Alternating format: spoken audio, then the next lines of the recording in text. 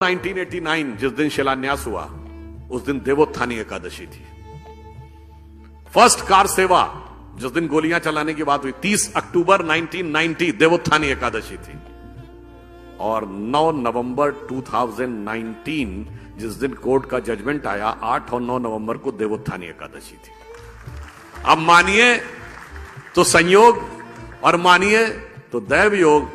देवता उठे थे तो देवता भारत को दैवी स्थान तक ले जाने के लिए उठे थे। ये देव स्थानों का महत्व होता है जो लोगों को नहीं समझ में आता है कि जब वहां पे श्री राम लला विराजमान प्रकट हुए तो उनकी सबसे पहले पूजा किसने की थी? महंत दिग्विजयनाथ जी ने। 1986 राम जन्मभूमि न्यास के पहले अध्यक्ष कौन बने? महंत दिग्विजयनाथ जी के शिष्य महंत अवैधनाथ जी।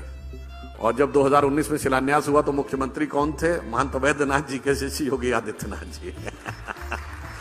तो मैं इसलिए कह रहा हूं कि जो हमसे पूछते थे कि मंदिर वहीं बनाएंगे और तारीख नहीं बताएंगे, वो तारीख नहीं थी, भारत के काल चक्र में विकास की गति का संकेत था।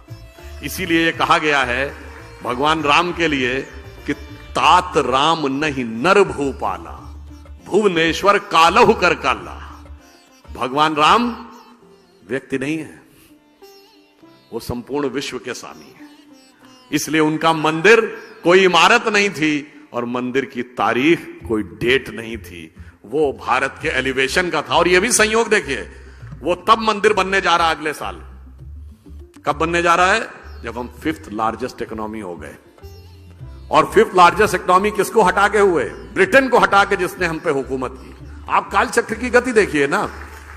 और मजे की बात यह कि हिस्ट्री में जो बताया जाता है कि हमको अंग्रेजों ने यह कहा कि हिंदुस्तानियों पे इसलिए राज करना जरूरी कि इन्हें राज करना नहीं आता है।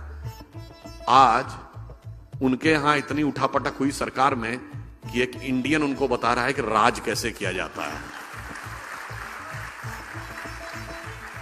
और अब हम कह दूं, जब राम मंदिर का शिलान्यास हुआ तो आप में से शायद बहुतों को ध्यान हो कि पहली ईंट किससे रखवाई गई थी?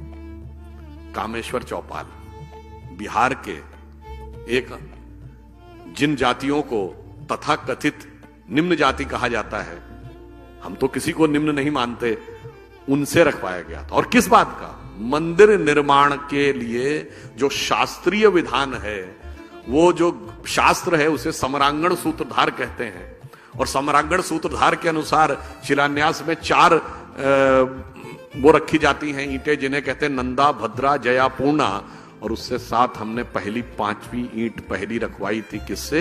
जिसे आज आप कहते हैं सो कॉल्ड लोअर कास्ट। तो दैट मीन्स कि वो पूरा किस ढंग से संयोग था। और यह भी एक संयोग मानिए कि भगवान राम के जमाने में क्या हुआ था? भगवान राम का सीधे राज्याभिषेक हो गया था क्या? नहीं, पहले वनवास हुआ था, फिर माता शबरी का सम्मान हुआ, फिर निषाद राज का राज्याभिषेक, फिर सुग्रीव का राज्याभिषेक, फिर राम का राज्याभिषेक। और आज संयोग देखिए कि जब राम मंदिर बन के तैयार हो रहा है, उससे पहले हमारे राष्ट्रपति श्री रामनाथ कोविंद थे और अब राष्ट्रपति श्रीमती द्रौपदी मुर्मू हैं, जो शेड्यूल्ड ट्राइब से भारत की पहली महिला है। तो मतलब आप समझ लीजिए, जो राम के काल में हुआ वही राम मंदिर के काल में हो रहा। तो अब सबको समझ जाना चाहिए कि मंदिरों का महत्व और मंदिरों की गति और राष्ट्र के साथ उनका तदात्म्य का संबंध।